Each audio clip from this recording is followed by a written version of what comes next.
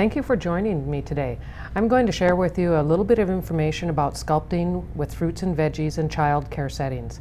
My name is Marjorie Zastrow. I'm an SDSU Extension Field Specialist in the area of nutrition. First of all, today we're going to start by looking at some of the fruit and vegetable statistics across the state of South Dakota.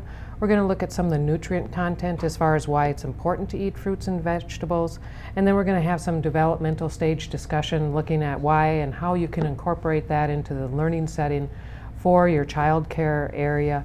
And then look at some fun different things that the kids as well as you can do with sculpting fruits and veggies. And so today, first of all, we start out by looking at the statistics, and nationally, the CDC has found that South Dakota only consumes 7.5% of its fruits and vegetables, 5 servings a day for grades 9 through 12. And this is from 2007 data, and it's been updated just slightly, and those reports are to come out briefly, but all in all, it's not been too much more as we look at the years as they've gone by. When we look at the adult statistics, South Dakota ranked 25.2% in meeting their consumption of fruits during the day, and that would be 2 or more servings per day. And in vegetables, there was only 19.6% of the adults in the state of South Dakota who ate 3 or more cups of vegetables per day. And that puts South Dakota the last in the nation in regard to consumption of vegetables. And so as we look at that, there's some important reasons why we want to look at the consumption of fruits and vegetables. Data has shown that if we have more fruits and vegetables or include more of them in our diet as compared to fewer, we'll have reduced risk of chronic diseases. And some of those chronic diseases include cardiovascular disease, obesity, hypertension, diabetes, and some cancers. And why we should care about that is as we reduce the risk of those diseases, we also create a better lifestyle for ourselves and reduce our cost of insurance in the long run. Part of the consumption of fruits and vegetables, the more we eat of them, we're getting some of those nutrients in the preventative areas of some of those chronic diseases. As we look at that, fruits and vegetables contain a significant amount of vitamin A, and about 62.2% of the vitamin A we consume comes from fruits and vegetables. Vitamin C contains about 91% of that is as a source of fruits and vegetables. Vitamins also contained in fruits and vegetables, a higher amount, are vitamin K, folate, and niacin. Some of the significant minerals in fruits and vegetables include potassium, magnesium, iron, and calcium. We also know that fruit is a good source of total fiber and rich in dietary fiber, and that helps to keep our digestive tract in good condition and operating properly. Fruits and vegetables also contain a significant amount of water, and that's important in our daily diet as we are looking to consume 8 cups of water per day. Consuming fruits and vegetables also, they're lower in calories once we exclude the sauces, dressings, and dips. And as we consume more fruits and vegetables, we're making that choice and we're filling up on that as compared to other foods which are higher in fat, calories, and often sodium. And so as we look at that, they're good for us to eat, they have a significant nutrient content, and there are some things that we want to look at and how we can incorporate more of them in our diet. And part of it's being consistent and persistent. And when we start to look at that, as for our children, we want to look at exposure, familiarity, breeds preference, and that will subsequently increase our intake. And oftentimes we say it's important for children to eat fruits and vegetables, but it's also important for adults. As we look at some of the adults or children, learned and acquired tastes take about 8 to 12 times. And so a child might not like a vegetable initially to start out with, but if you consistently offer it and are persistent over a period of time, they will learn to like it and they'll become accustomed to eating them. It'll become part of their lifestyle.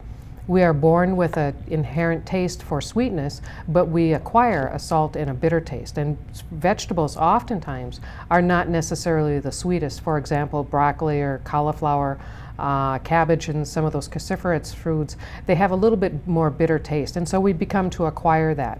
And two, kids have food jags, and so it's important to offer them consistently over a period of time, and they'll become part of something that they expect at those meals. In children age 3 to 5 is everything about them, and so if they have some part in it and are working with that, they can begin to become more familiar with that. In a child care setting, what you can do to help increase consumption is fruits and vegetables. If involve children in making it, allow them to maybe choose it with structured choices and have some fun in working with it. If I choose it, I'd like it. For some of those picky eaters in your child care setting, find the I like Mikeys. That's a kid that will eat everything, and that's the kid that everybody follows. And so if convince that child in your setting, and then you'll have other children too that are doing that. We want to also, adults are role models. If you as staff are not eating fruits and vegetables and modeling for those children, they too are not going to eat it, because they may not do what we say, but they certainly act like we act. And then fruits and vegetables, look at serving snacks as mini meals and incorporate those where you can. If they can make it in your child care and your learning settings, look at some large and fine motor skill development. As children are small, they can maybe help make some or assemble some of those fruits or snacks that they're serving for break time. They have the ability to hold small objects when they're a little bit older and larger objects when they're a little bit younger. For example, the smaller children can help assemble ants on a log. Child 7 to 8 years old maybe can cut a banana to make a banana tree with a table knife, and some of the older children would be able to use knives to make some radish roses. And then to look at color, creativity, shapes, taste, and practice thinking and doing as you're working with your child care settings and your group leaders who are teaching those skills. Discuss with them the different colors that they can make, the shapes, and so on and so forth. And have a variety of apples maybe and see which one tastes different or similar. They can keep the rules simple, have a tea party. Maybe rather than serving crumpets, you might have some vegetable snacks or sticks that you serve with them. And they can play make-believe in doing some of those activities. Look at some of the appropriate, correct use of equipment. Teach the children how to use some of the knives when they first start. And again, they're starting with a table knife, or maybe they're just spreading some peanut butter or some sunflower butter on something. Be sure that you have an appropriate height of table for the child, so that as they work with that, they're not leaning over too much, but yet they're not working above their elbows. And so it keeps a look at that height, and you may need to lower some tables, and those are probably already in your child care setting already. And then keep safety in mind and have adequate supervision for those activities which you're doing. Smaller children can start by washing parsley. Again, the little bit older child can maybe just assemble ants on a log. They can mix, mash, and squeeze if you're doing some strawberries or making a shake or something. And as a little bit older, they can start to pour things, and they can cut, slice, and dice. These are a couple examples of some smaller fruit basket that I had and taken into a child care setting, and these were children 6 to 7 years old, and it was just a vegetable bouquet that they did. And you can see in the upper right hand corner the individual had a little bit more experience and a little bit more dexterity skill. The child on the bottom, their tree kind of caught a little bit of wind. And the other thing, putting this together too, if the children make it, they had to eat it. And so they did this for a morning activity, and they ate it a little bit later for their snack for the day. These are some other things too in a child care setting that you can look at.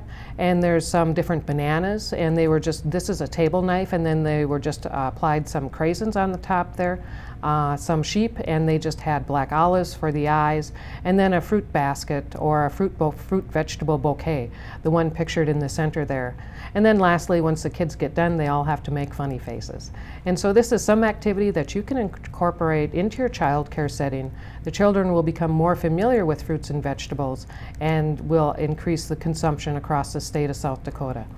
For some additional information, you can look to the CDC, choosemyplate.gov, and then Google if you want some different activities, animals and different garnishes to make. You can look on that, and also fruit bouquets are another thing. And we looked at the references here for just a moment. And just in wrapping up, if you want further information, please go to igrow.org in Sculpting Fruits and Vegetables in your child care settings. Thank you.